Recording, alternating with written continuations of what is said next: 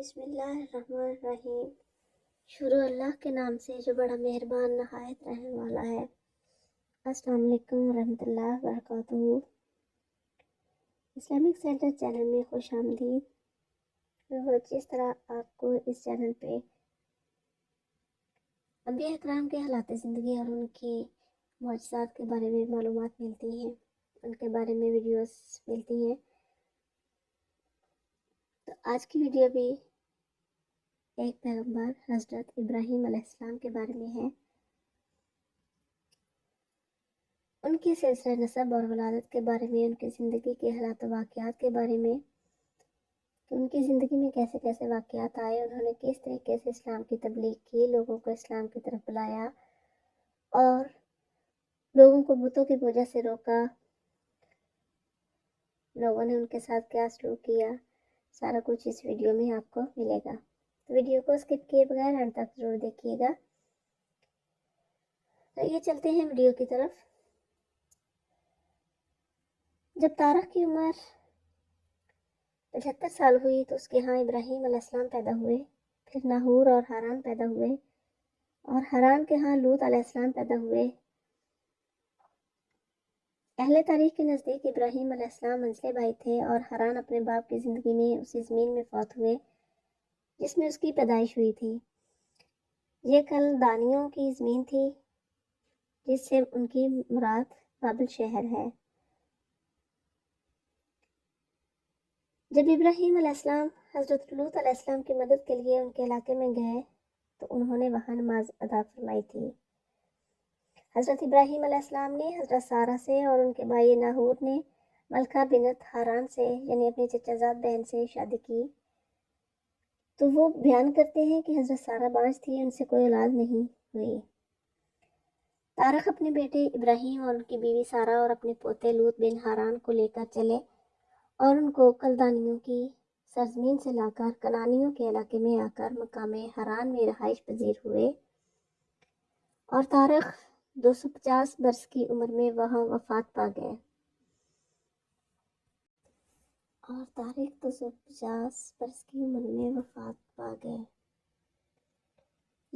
کی دلیل ہے کہ تارخ حران میں پیدا نہیں ہوئے بلکہ کلدانیوں کے علاقہ بابل اور اس کے قریب قربہ جوار کے مقام میں پیدا ہوئے۔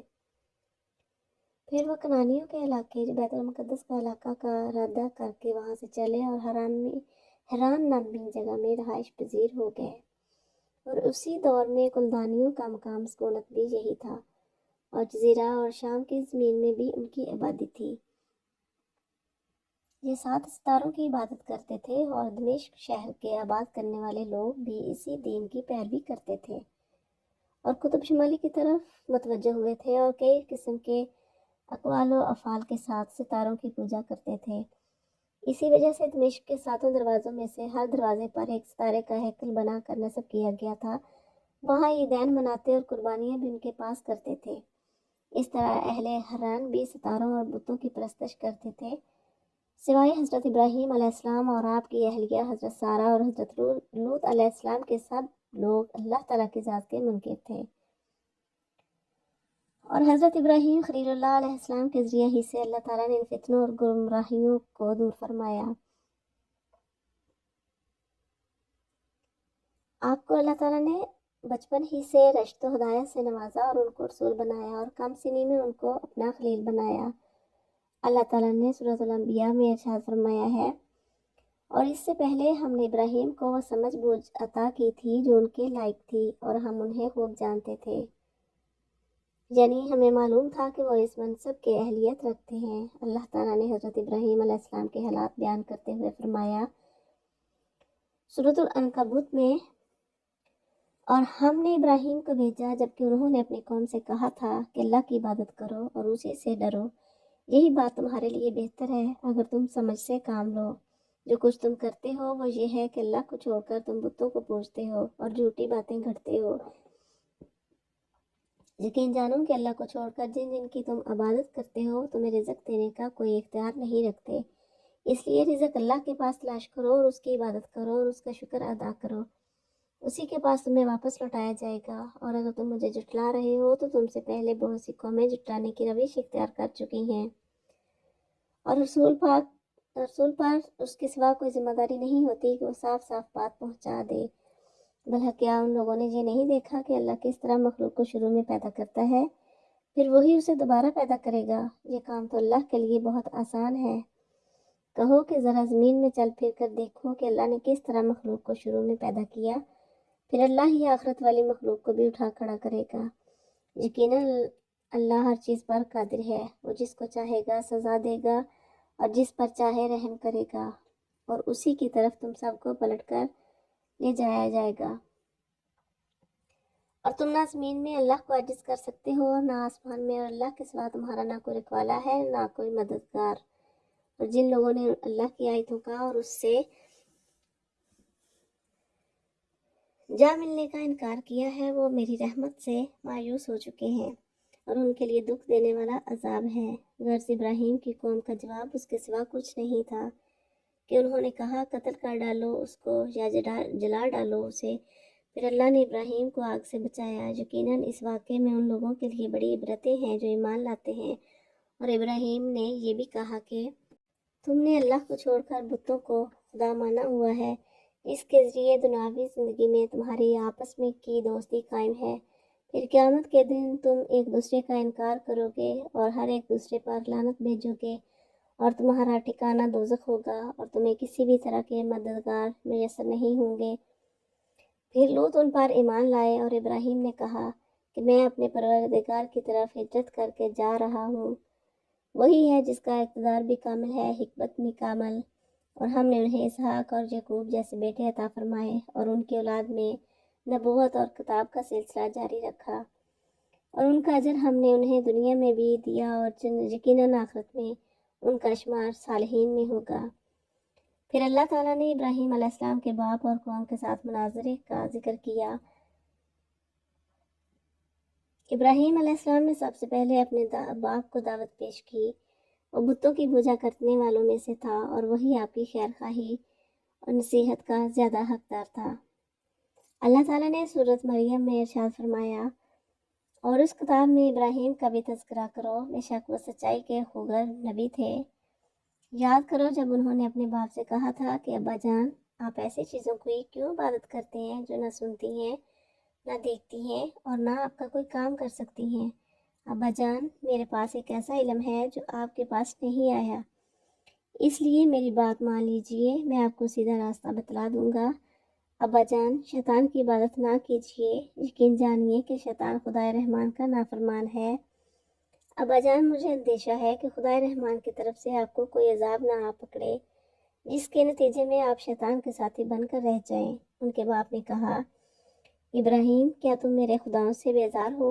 یاد رکھو اگر تم باز نہ آئے تو میں تم پر پتھر برساؤں گا، اور اب تم ہمیشہ کے لیے مجھ سے دور ہو جاؤ۔ ابراہیم نے کہا، میں آپ کو سلام کرتا ہوں، میں اپنے پروردگار سے آپ کی بخشش کی دعا کروں گا، بے شک وہ مجھ پر بہت مہربان ہے، اور میں آپ لوگوں سے بھی الگ ہوتا ہوں، اور اللہ کو چھوڑ کر آپ لوگ جن جن کی عبادت کرتے ہیں ان سے بھی، اور میں اپنے پروردگار کو پکارتا رہوں گا۔ مجھے پوری امید ہے کہ اپنے رب کو پکار کر میں نامراد نہیں رہوں گا۔ تو یوں اللہ تعالیٰ نے بیٹے اور باپ کی گفتگو اور مناظرے کا ذکر کیا، اور یہ بھی کہ بیٹے نے باپ کو کس طرح لطیف انداز گفتگو اور حسین اشاروں سے حق کی طرف بلایا، اور ان بتوں کی برائی اور خرابی بیان کی جو اپنی عبادت کرنے والوں کی نہ کوئی بات سن سکیں اور نہ اس کی جگہ کو دیکھ سکیں۔ وہ اس عابد کو فائدہ کیسے دے سکتا ہے یا اس کو رزق کیسے دے سکتا ہے؟ پھر ابراہیم علیہ السلام نے اپنے باپ کو اس ہدایت اور علم سے آگاہ کیا جو اللہ نے اسے صغرِ سنی کے باوجود عطا کیے۔ پھر فرمایا سورۃ المریم میں، ابا جان، میرے پاس ایک ایسا علم ہے جو آپ کے پاس نہیں، اس لیے میری بات مان لیجئے، میں آپ کو سیدھا راستہ بتلا دوں گا، یعنی میں ایسے راستے کی رہنمائی کروں جو سیدھا، واضح، آسان اور یک طرفہ صرف اللہ تعالیٰ کی طرف جانے والا ہے۔ وہ آپ کو دنیا اور آخرت کی بھلائیوں کی طرف لے جائے گا۔ جب ابراہیم علیہ السلام نے اپنے باپ کو رشد و ہدایت پیش کی اور اس کی خیر خواہی کرنا چاہی تو اس نے اسے قبول نہ کیا، بلکہ الٹا ڈرانے اور دھمکانے لگا، ابراہیم، کیا تم میرے خداؤں سے بیزار ہو؟ یاد رکھو اگر تم باز نہ آئے تو میں تم پر پتھر برساؤں گا۔ ابراہیم علیہ السلام وعدہ کے مطابق اپنی دعاؤں میں اپنے باپ کے لیے بخشش طلب کرتے رہے، لیکن جب واضح ہو گیا کہ وہ اللہ کا دشمن ہے تو ابراہیم علیہ السلام نے اس سے بیزاری اور لا تعلقی کا اظہار کر دیا۔ اللہ تعالیٰ نے سورۃ توبہ میں فرمایا، اور ابراہیم نے اپنے باپ کے لیے جو مغفرت کی دعا مانگی تھی اس کی وجہ اس کے سوا کچھ نہیں تھی کہ انہوں نے اس باپ سے ایک وعدہ کر لیا تھا۔ پھر جب اس پر یہ بات واضح ہو گئی کہ وہ اللہ کا دشمن ہے تو وہ اس سے دستبردار ہو گئے۔ حقیقت یہ ہے کہ ابراہیم بڑی آہیں بھرنے والے بڑے بردبار تھے۔ آپ صلی اللہ علیہ وسلم نے فرمایا، ابراہیم علیہ السلام اپنے باپ آزر سے ملیں گے اور آزر کے چہرے پر سیاہی اور گرد و غبار ہوگا۔ ابراہیم علیہ السلام کہیں گے کہ میں نے تجھے کہا نہ تھا کہ میری نافرمانی نہ کرو، تو اس کا باپ کہے گا آج میں تیری نافرمانی نہیں کرتا، تو ابراہیم علیہ السلام کہیں گے اے میرے پروردگار، بے شک تو نے مجھ سے وعدہ کیا ہوا ہے کہ تو مجھے اس دن رسوا نہیں کرے گا جب لوگ اٹھائے جائیں گے، تو تیری رحمت سے دور میرے باپ سے بڑھ کر اور کون سی رسوائی زیادہ ہو سکتی ہے۔ اللہ تعالیٰ فرمائے گا بے شک میں نے جنت کافروں پر حرام کر دی ہے۔ پھر کہا جائے گا اے ابراہیم اپنے پاؤں کے نیچے کی طرف دیکھ، وہ دیکھیں گے کہ ایک مردار گندگی میں لتھڑا پڑا ہے، پھر اس کے پاؤں سے پکڑ کر جہنم میں پھینک دیا جائے گا۔ ارشاد باری تعالیٰ ہے، اور اس وقت کا ذکر سنو جب ابراہیم نے اپنے باپ آزر سے کہا تھا کہ کیا آپ بتوں کو خدا بنائے بیٹھے ہیں؟ میں دیکھ رہا ہوں کہ آپ اور آپ کی قوم کھلی گمراہی میں مبتلا ہے۔ اس آیت سے معلوم ہوتا ہے کہ ابراہیم علیہ السلام کے باپ کا نام آزر تھا۔ اللہ تعالیٰ نے ابراہیم علیہ السلام کو مظاہر قدرت دکھا کر ایمان و یقین کا اعلیٰ رتبہ عطا فرمایا تاکہ آپ اپنی امت کو دعوت توحید پر زور طریقے اور دلائل کی روشنی میں دیں۔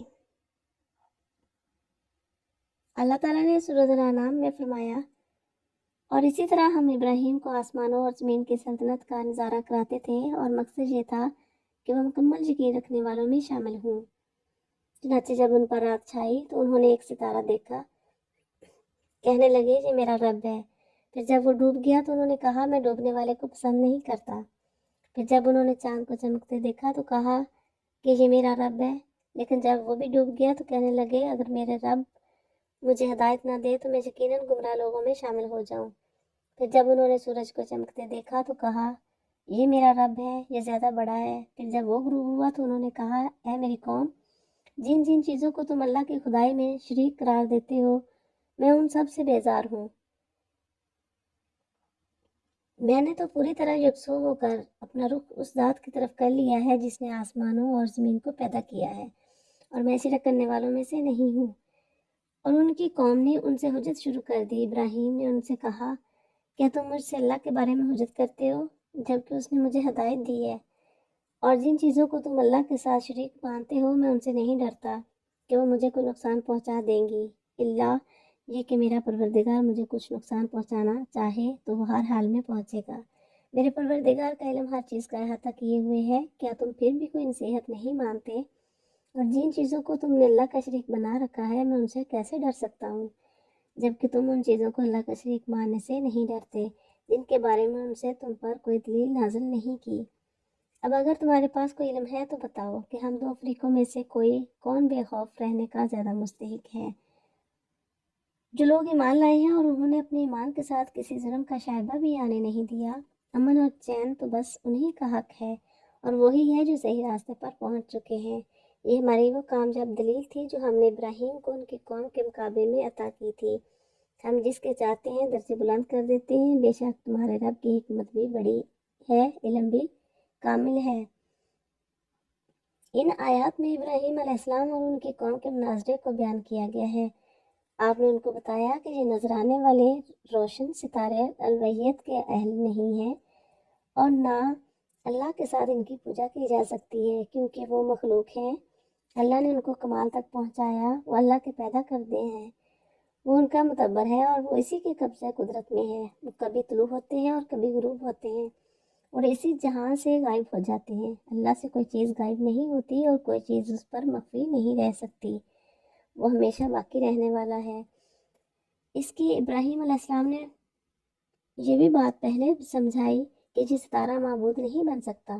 کہا گیا ہے ابراہیم علیہ السلام نے زہرہ ستارے کو دیکھ کر بات کی تھی، پھر آپ چاند کی طرف متوجہ ہوئے جو زہرہ سے زیادہ روشنی اور خوبصورتی والا ہے۔ بس بیان کیا کہ وہ اللہ کی طرف کام میں لگائے ہوئے اسی کے حکم کے تابع، اسی کے حکم سے ان کا اندازہ کیا گیا ہے، وہ اسی کے پیدا کرتے ہیں۔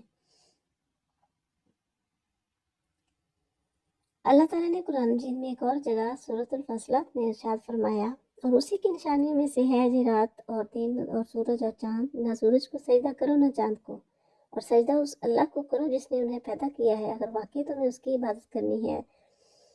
اس لیے اللہ تعالیٰ نے ابراہیم علیہ السلام کے متعلق فرمایا کہ پھر جب انہوں نے سورج کو چمکتے دیکھا تو کہا یہ میرا رب ہے، یہ زیادہ بڑا ہے۔ پھر جب وہ غروب ہوا تو انہوں نے کہا ہے میری قوم، جن چیزوں کو تم اللہ کی خدائی میں شریک قرار دیتے ہو میں ان سے بیزار ہوں۔ میں نے تو پوری طرح یکسو ہو کر اپنا رخ اس ذات کی طرف کر لیا ہے جس نے آسمان اور زمین کو پیدا کیا ہے، اور میں شرک کرنے والوں میں سے نہیں ہوں۔ ان کی قوم نے ان سے حجت شروع کر دی۔ ابراہیم نے کہا کیا تم مجھ سے اللہ کے بارے میں حجت کرتے ہو جبکہ اس نے مجھے ہدایت دے دی ہے، اور جن چیزوں کو تم اللہ کے ساتھ شریک مانتے ہو میں ان سے نہیں ڈرتا، اللہ یہ کہ میرا پروردگار مجھے کچھ نقصان پہنچانا چاہے۔ یعنی میں ان بتوں کی کوئی پرواہ نہیں کرتا جن کو تم اللہ کے سوا پوجتے ہو، وہ کچھ فائدہ نہیں دے سکتے، وہ سنتے سمجھتے بھی نہیں، وہ اللہ کے پیدا کرتا اور اس کے حکم کے پابند ہیں،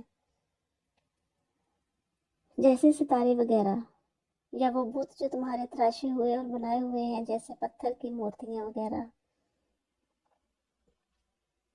ظاہر ہے کہ یہ واضح نصیحت اہل حران کے لیے ہے کیونکہ وہ ستاروں کے پرستار تھے۔ اس میں آدمی کا رد بھی ہے جس نے کہا کہ ابراہیم علیہ السلام نے بچپن میں غار سے نکل کر یہ بات کہی تھی۔ یہ اسرائیلی روایات میں سے ہے جن پر اعتماد نہیں کیا جا سکتا۔ باقی رہے بابل کے رہنے والے لوگ تو وہ بتوں کی پوجا کرتے تھے۔ ان کی عبادت کرنے کے متعلق ابراہیم علیہ السلام نے ان سے مناظرہ کیا، بتوں کو توڑا، ان کی توہین و تذلیل کی، ان کا باطل ہونا واضح ہو گیا، جیسا کہ قرآن مجید میں اللہ تعالیٰ نے فرمایا۔ اور ابراہیم نے یہ بھی کہا کہ تم نے اللہ کو چھوڑ کر بتوں کو خدا مانا ہوا ہے جس کے ذریعے دنیاوی زندگی میں تمہارے پاس آپس کی دوستی قائم ہے، پھر قیامت کے دن تم ایک دوسرے کا انکار کرو گے اور ایک دوسرے پر لعنت بھیجو گے، اور تمہارا ٹھکانہ دوزخ ہوگا اور تمہیں کسی بھی طرح کے مددگار میسر نہیں ہوں گے۔ سورۃ الانبیاء میں اللہ تعالیٰ نے ارشاد فرمایا، اور اس سے پہلے ہم نے ابراہیم کو وہ سمجھ بوجھ عطا کی تھی جو ان کے لائق تھی، اور ہم انہیں خوب جانتے تھے۔ وہ وقت یاد کرو جب انہوں نے اپنے باپ اور قوم سے کہا تھا کہ یہ کیا مورتی ہیں جن کے آگے تم دھرنا دیے بیٹھے ہو؟ وہ بولے کہ ہم نے اپنے باپ دادوں کو ان کی عبادت کرتے ہوئے پایا ہے۔ ابراہیم نے کہا حقیقت یہ ہے کہ تم بھی اور تمہارے باپ دادے بھی کھلی گمراہی میں مبتلا رہی ہو۔ انہوں نے کہا کیا تم ہم سے سچ مچ کی بات کر رہے ہو یا دل لگی کر رہے ہو؟ ابراہیم نے کہا نہیں، بلکہ تمہارا پروردگار وہ ہے جو تمام آسمانوں اور زمین کا مالک ہے، جس نے یہ ساری چیزیں پیدا کی ہیں، اور لوگوں میں اس بات پر گواہی دیتا ہوں، اور اللہ کی قسم جب تم پیٹ پھیر کر چلے جاؤ گے تو میں تمہارے بتوں کے ساتھ ایک ایسا کام کروں گا جس سے ان کی حقیقت کھل جائے گی۔ چنانچہ ابراہیم نے ان کے بڑے بت کے سوا سارے بتوں کو ٹکڑے ٹکڑے کر دیا تاکہ وہ لوگ ان کی طرف رجوع کریں۔ وہ کہنے لگے کہ ہمارے خداؤں کے ساتھ یہ حرکت کس نے کی ہے؟ وہ کوئی بڑا ہی ظالم تھا۔ کچھ لوگوں نے کہا ہم نے ایک نوجوان کو سنا ہے کہ وہ ان بتوں کے بارے میں باتیں بنایا کرتا ہے، اسے ابراہیم کہتے ہیں۔ انہوں نے کہا تو پھر اس کو سب لوگوں کے سامنے لے کر آؤ تاکہ سب گواہ بن جائیں۔ پھر جب ابراہیم کو لایا گیا تو وہ بولے ابراہیم کیا ہمارے خداؤں کے ساتھ یہ حرکت تم نے ہی کی ہے؟ ابراہیم نے کہا نہیں، بلکہ یہ حرکت ان کے سب سے بڑے سردار نے کی ہے۔ اب انہی بتوں سے پوچھ لو اگر یہ بولتے ہیں۔ اس پر وہ لوگ اپنے دل میں کچھ سوچنے لگے اور اپنے آپ سے کہنے لگے کہ سچی بات تو یہی ہے کہ تم خود ظالم ہو۔ پھر انہوں نے اپنے ساتھ جھکا لیے اور کہا تمہیں تو معلوم ہی ہے کہ یہ بولتے نہیں ہیں۔ ابراہیم نے کہا بھلا بتلاؤ کیا تم اللہ کو چھوڑ کر ایسی چیزوں کی عبادت کر رہے ہو جو تمہیں نہ کچھ فائدہ پہنچاتی ہیں نہ نقصان؟ तोहफा है तुम पर भी और उन पर भी जिनकी तुम अल्लाह को छोड़कर इबादत करते हो। भला क्या तुम्हें इतनी समझ नहीं कि वो एक दूसरे से कहने लगे, आग में जला डालो इस शख्स को और अपने खुदाओं की मदद करो अगर तुम में कुछ करने का दमखम है। चुनांचे उन्होंने इब्राहिम को आग में डाल दिया और कहा, ए आग, अल्लाह ताला ने कहा, ए आग ठंडी हो जा और इब्राहिम के लिए सलामती बन जा। उन लोगों ने इब्राहिम के लिए बुराई का मंसूबा बनाया था, मगर ये नतीजा हुआ कि हमने उन्हीं को बुरी तरह नाकाम कर दिया। हज़रत इब्राहीम अलैहिस्सलाम ने कौम को ऐसे दलाइल पेश किए जिनका जवाब उन मुशरिकों के पास सिवाय नदामत और खामोशी के कुछ न था। सूरह शूरा में अल्लाह ताला ने फरमाया, और ए पैगंबर, उनको इब्राहीम का वाक़या सुनाओ जब उन्होंने अपने बाप और अपनी कौम से कहा था कि तुम किस चीज़ की इबादत करते हो। उन्होंने कहा, हम बुतों की इबादत करते हैं और उन्हीं के आगे धरना दिए रहते हैं। इब्राहीम ने कहा, जब तुम उनको पुकारते हो तो क्या ये तुम्हारी बात सुनते हैं या तुम्हें कोई फ़ायदा या नुकसान पहुँचाते हैं? उन्होंने कहा, असल बात यह है कि हमने अपने बाप दादों को ऐसे ही करते पाया है। इब्राहीम ने कहा, भला कभी तुमने इन चीज़ों को गौर से देखा भी जिनकी तुम इबादत करते रहे हो? तुम भी और तुम्हारे पुराने बाप दादे भी। मेरे लिए तो ये सब दुश्मन है सिवाय एक रब्बुल आलमीन के, जिसने मुझे पैदा किया है, फिर वही मेरी रहनुमाई फरमाता है और जो मुझे खिलाता पिलाता है, और जब मैं बीमार होता हूँ तो मुझे शिफा देता है, और जो मुझे मौत देगा फिर जिंदा करेगा, और जिससे ये उम्मीद लगाए हुए हो वो हिसाब किताब के दिन मेरी खिताब बख्श देगा। मेरे परवरदिगार मुझे हिकमत अता फरमा और मुझे नेक लोगों में शामिल फरमा दे। और सूरतुल सफ़ात में अल्लाह ताला फरमाते हैं, और उन्हीं के तरीके पर चलने वालों में यकीनन इब्राहीम भी थे जब वो अपने परवरदिगार के पास साफ सुथरा दिल लेकर आए। जब उन्होंने अपने बाप और अपनी कौम से कहा कि तुम किन चीज़ों की इबादत करते हो, क्या अल्लाह को छोड़कर झूठ मूठ के खुदा चाहते हो? तो फिर जो ज़ात सारे जहानों को पालने वाली है उसके बारे में तुम्हारा क्या ख्याल है? उसके कुछ अरसे बाद उन्होंने सितारों की तरफ एक निगाह डालकर देखा और कहा, मेरी तबीयत ख़राब है। चुनाचे वो लोग पीठ मोड़कर उनके पास से चले गए। उसके बाद ये उनके बनाए हुए माबूदों यानी बुतों में जा घुसे और उनसे कहा, क्या तुम खाते नहीं हो? तुम्हें क्या हो गया है कि तुम बोलते नहीं? फिर वो पूरी कुव्वत से मारते हुए उन बुतों पर फैल पड़े। उस पर उनकी कौम के लोग उनकी तरफ दौड़े हुए आए और इब्राहिम ने कहा, क्या तुम इन बुतों को पूजते हो जिन्हें खुद तराशते हो? हालांकि अल्लाह ने तुम्हें भी पैदा किया है और जो कुछ तुम बताते हो उसको भी। उन लोगों ने कहा, इब्राहिम के लिए एक इमारत बनाओ और उसे दहकती हुई आग में फेंक दो।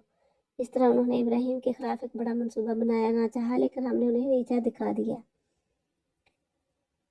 अल्लाह ताला ने अपने प्यारे पैगंबर हज़रत इब्राहिम खलीलुल्लाह अलैहिस्सलाम के बारे में खबर दे रहे हैं कि उन्होंने बुतों की इबादत से अपनी कौम को मना किया और उनका हकीर और जलील होना बयान किया, और जो फरमाया कि ये मूर्तियाँ क्या हैं जिनके सामने तुम झुकते हो और उनके लिए अपनी आजिज़ी और इनकसारी ज़ाहिर करते हो। कौम ने उसका ये जवाब दिया कि हमने अपने बाप दादा को इस तरह इनकी इबादत करते हुए पाया है।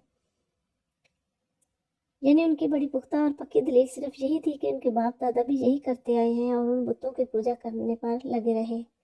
इब्राहिम ने कहा, हकीकत यह है कि तुम भी और तुम्हारे बाप दादे भी कुलीन गुमराही में मुब्तला रहे हैं। तो ये वीडियो थी हज़रत इब्राहिम अलैहिस्सलाम के नसब के बारे में, उनके हालात ज़िंदगी के बारे में कि उन्होंने किस तरह सितारों के परस्तश लोगों को किस तरीके से अल्लाह ताला की तरफ लाने की कोशिश की, बुतों की पूजा करने वालों को भी, लेकिन वो आपकी बात पर ना आए। तो इससे आगे वीडियो लेकर आऊँगी जिसमें होगा कि हज़रत इब्राहिम अलैहिस्सलाम ने किस तरीके से जब कौम अपने जश्न मनाने के लिए चली गई तो उन्होंने किस तरीके से बुत शिकनी की और उनकी कौम का क्या रद्द-ए-अमल हुआ और उन्होंने उनको क्या जवाब दिया। तो वीडियो को स्किप किए बगैर एंड तक ज़रूर देखिएगा और इससे अगली आने वाली वीडियो को भी ज़रूर देखिएगा ताकि इससे हज़रत इब्राहिम अलैहिस्सलाम के बारे में आपको पूरी मालूमात मिल सकें। चैनल पर नए हैं तो चैनल को सब्सक्राइब ज़रूर करें और अगर ये वीडियो पसंद आए तो लाइक और शेयर ज़रूर करें। बेल आइकन को प्रेस करके जाइएगा ताकि नेक्स्ट आने वाली वीडियो का नोटिफिकेशन पहले आप तक पहुंच सके। तो मिलते हैं नेक्स्ट वीडियो में, तब तक के लिए अल्लाह हाफिज़।